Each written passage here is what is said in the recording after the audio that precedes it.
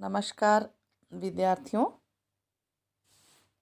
MA final political science में 7वां प्रश्न पत्र अंतर्राष्ट्रीय कानून के तहत आज हमारा टॉपिक रहेगा राष्ट्रसंघ के अंग और उसके मुख्य कार्य कौन कौन से हैं। विगत व्याख्यान में हमने राष्ट्रसंघ की प्रकृति के बारे में और उसके अर्थ के बारे में जाना। उसी क्रम में आज मैं आपको राष्ट्रसंघ के अंग कौन कौन से हैं इसके बारे में बता रही हूँ। राष्ट्रसंघ में मुख्यतः 3 अंगों की स्थापना की गई थी: सभा, परिषद और सचिवालय। तो राष्ट्रसंघ के उपयुक्त ये जो 3 अंग मैंने बताए, उसके अतिरिक्त उसमें कुछ सहायक एवं स्वायत्त निकाय भी थे जिन्होंने गैर राजनीतिक क्षेत्र में महत्वपूर्ण कार्य किया। इनमें 2 अत्यंत महत्वपूर्ण थे: स्थायी अंतर्राष्ट्रीय न्यायालय और अंतर्राष्ट्रीय श्रम संगठन। इन मुख्य अंगों के बारे में मैं एक एक करके आप लोगों को बताऊंगी। जैसे सबसे पहले हम लेते हैं सभा। सभा में सभी सदस्य देशों के प्रतिनिधि सम्मिलित थे। प्रत्येक राज्य 3 प्रतिनिधि तक भेज सकता था, परंतु प्रत्येक सदस्य केवल 1 वोट देने का अधिकारी था। सभा का वर्ष में कम से कम 1 अधिवेशन होता था और आवश्यकता पड़ने पर विशेष सम्मेलन भी बुलाया जा सकता था। सभा में अध्यक्ष का चुनाव सदस्यों द्वारा ही किया जाता था और वे ही अपने लिए नियम बनाते थे। जिन मामलों पर विचार करना होता था उसे महासचिव द्वारा पहले ही तैयार कर लिया जाता था। आवश्यकता पड़ने पर सभा उसमें परिवर्तन कर सकती थी। सभा के कार्य को सुचारू रूप से चलाने के लिए 6 विशेष समितियों की स्थापना भी की गई थी। ये 6 समितियां इस तरह से थी: संवैधानिक तथा कानूनी मामलों से संबंधित समिति, राजनीतिक समिति, सामाजिक और मानवीय मामलों से संबंधित समिति, बजट समिति, संगठन समिति और निशस्त्रीकरण समिति। सभा में विश्व शांति से संबंधित अथवा राष्ट्रसंघ के कार्यक्षेत्र में आने वाले किसी भी विषय पर विचार किया जा सकता था, परंतु इन समस्याओं के संबंध में लिए गए निर्णय बाध्यकारी न होकर केवल सिफारिश मात्र होते थे। तो सभा को जिन विषयों के बारे में विशेषाधिकार प्राप्त थे वो कुछ इस तरह से थे: जैसे राष्ट्रसंघ के बजट का निर्धारण करना,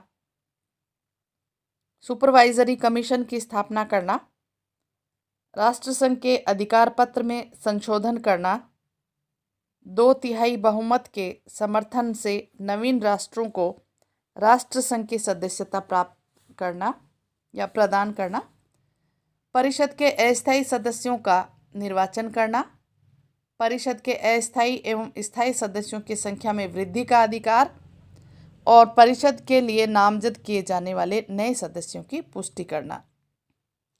और यह सभा प्रति वर्ष बहुमत के आधार पर परिषद के लिए 3 अस्थायी सदस्यों का निर्वाचन करती थी और प्रति 9वें वर्ष बहुमत द्वारा अस्थायी न्यायालय के लिए न्यायाधीशों का निर्वाचन करती थी।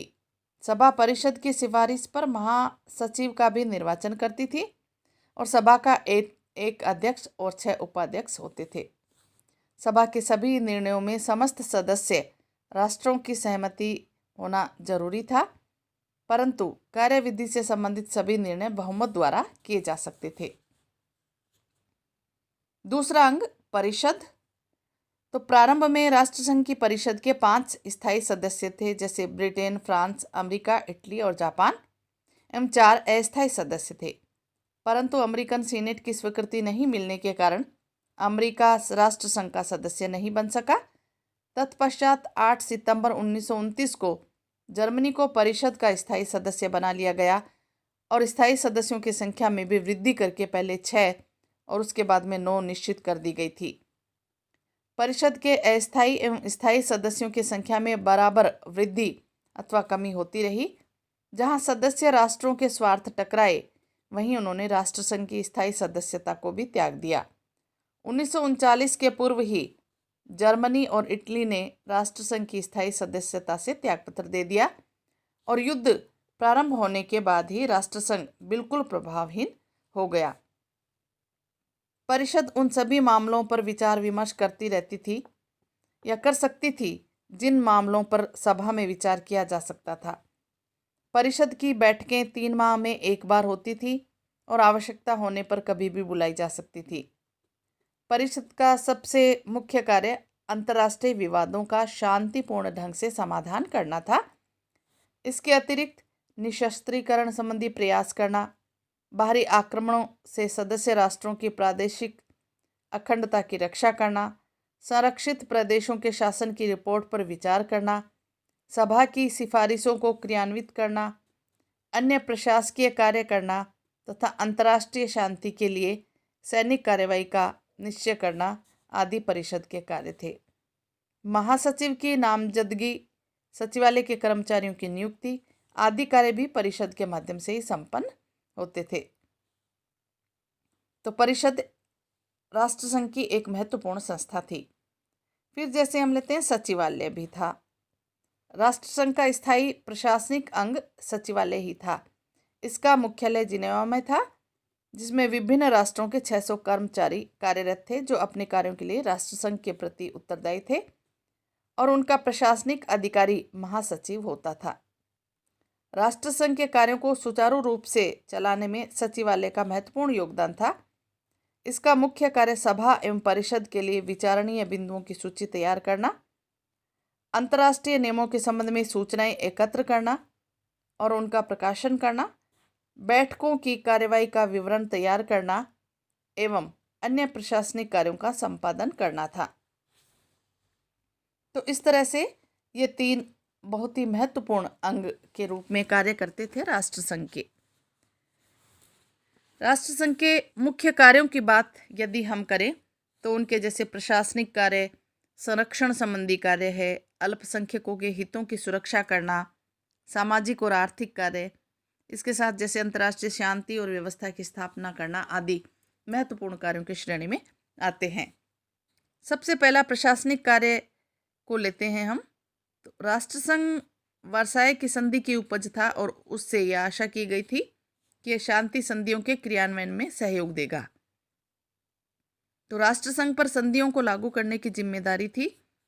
इतना ही नहीं, संधियों के सामान्य प्रशासन के अतिरिक्त भी राष्ट्रसंघ को सार की घाटी और डेंजिंग के प्रशासन की जिम्मेदारी सौंपी गई थी। वर्साय की संधि के द्वारा सार बेसिन पर 15 वर्ष तक शासन करने का अधिकार राष्ट्रसंघ को दिया गया। अंत में जनमत संग्रह द्वारा 1935 में सार का प्रशासन जर्मनी को सौंप दिया गया। डेंजिंग एक जर्मन बहुल प्रदेश था, किंतु पोलैंड को संतुष्ट करने हेतु उसे भी जर्मनी से अलग राष्ट्रसंघ के संरक्षण में एक स्वतंत्र नगर बना दिया गया और इसके प्रशासन हेतु एक हाई कमिश्नर की नियुक्ति की गई। पोलैंड और डेंजिंग के बीच बराबर तनाव बना रहा, जिसके कारण राष्ट्रसंघ डेंजिंग के प्रशासन में असफल रहा। वास्तव में डेंजिंग और पोलिश गलियारी की समस्या भी द्वितीय विश्व युद्ध में सहायक हुई। फिर दूसरा कार्य संरक्षण संबंधी कार्य। यह व्यवस्था पराजित धुरी राष्ट्रों से प्राप्त उपनिवेशों के संबंध में राष्ट्रसंघ के द्वारा स्थापित की गई। इस व्यवस्था के अंतर्गत जर्मन साम्राज्य से प्राप्त उपनिवेशों या और टर्की साम्राज्य, अरब प्रायद्वीप के निवासियों की उन्नति और कल्याण का कार्य राष्ट्रसंघ को सौंपा गया। इस उत्तरदायित्व को पूरा करने के लिए राष्ट्रसंघ को जो प्रदेश और उपनिवेश प्राप्त हुए, उनके शासन का अधिकार विभिन्न सदस्य राष्ट्रों को ही सौंपा गया, जिन्हें संरक्षक राज्य की संज्ञा दी गई। और ये संरक्षक राज्य राष्ट्रसंघ के समझौते के अनुसार इन सौंपे गए प्रदेशों का शासन करते थे तथा इसकी वार्षिक रिपोर्ट राष्ट्रसंघ की परिषद को भेजते थे। राष्ट्रसंघ का स्थायी संरक्षक आयोग इन रिपोर्टों की जांच करता था, याचिकाएं सुनता था और परिषद को आवश्यक सिफारिशें प्रस्तुत करता था। फिर जैसे हम लेते हैं अल्पसंख्यकों के हितों की सुरक्षा का कार्य। प्रथम विश्व युद्ध की समाप्ति के बाद मित्र राष्ट्रों के सम्मुख अल्पसंख्यकों के हितों की सुरक्षा का प्रश्न एक महत्वपूर्ण समस्या थी। यूरोप के विभिन्न राज्यों में बसने वाले लगभग 3 करोड़ अल्पसंख्यकों के हितों की सुरक्षा का कार्य राष्ट्रसंघ को सौंपा गया। अल्पसंख्यकों के हितों की सुरक्षा की दृष्टि से राष्ट्रसंघ और विविध राज्यों के बीच समझौता किया गया, किंतु अल्पसंख्यकों के हितों का संरक्षण करने में राष्ट्रसंघ असफल ही रहा, क्योंकि स्वतंत्रता और संप्रभु राष्ट्रों को अपनी बात मनवाने के लिए राष्ट्रसंघ के पास आवश्यक शक्ति की कमी थी, जिसके कारण वह अल्पसंख्यकों पर होने वाले अत्याचारों को नहीं रोक सका। अगला कार्य जैसे सामाजिक और आर्थिक कार्य था। हालांकि राष्ट्रसंघ एक राजनीतिक संस्था थी, परंतु गैर राजनीतिक कार्यों के रूप में भी इस संस्था की उपलब्धियां विशेष रूप से हम देख सकते हैं। राष्ट्रसंघ ने आर्थिक दृष्टि से पिछड़े देशों को या पिछड़े देशों के पुनर्निर्माण में सहयोग दिया। विश्व के सभी राष्ट्रों को स्वस्थ आर्थिक नीतियां अपनाने को प्रेरित किया। ऑस्ट्रिया, हंगरी, डेनजिंग, बल्गेरिया आदि देशों की अर्थव्यवस्था को मजबूत बनाने में राष्ट्रसंघ का योगदान उल्लेखनीय रहा। यूनान, हंगरी, बल्गेरिया और ऑस्ट्रिया के शरणार्थियों को बसाने में राष्ट्रसंघ की योजना प्रशंसनीय मानी गई थी। वैज्ञानिक प्रगति, साहित्य, कला और शिक्षा के विकास में भी राष्ट्रसंघ ने महत्वपूर्ण भूमिका निभाई। बाल विकास और नारी कल्याण के अनेक नियम राष्ट्रसंघ द्वारा बनाए गए।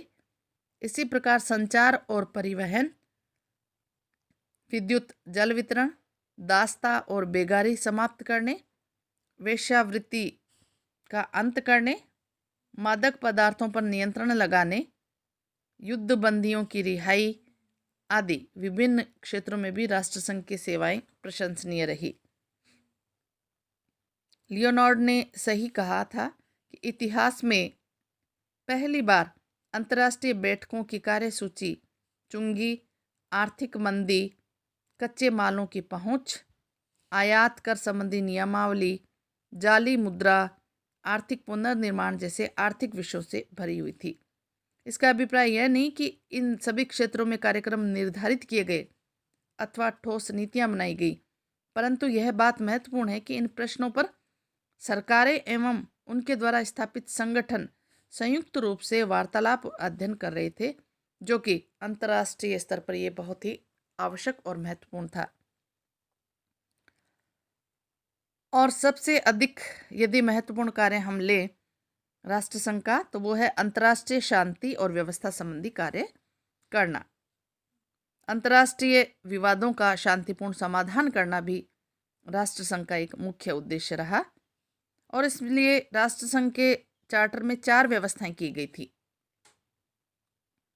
ये चारों कुछ इस तरह से थी, जैसे पहली, राष्ट्रसंघ के सदस्यों को कुछ ऐसी कानूनी बाध्यताएं तथा उत्तरदायित्वों का पालन करने को कहा गया जिसके कारण युद्ध एक बड़ी सीमा तक मर्यादित हो जाता था।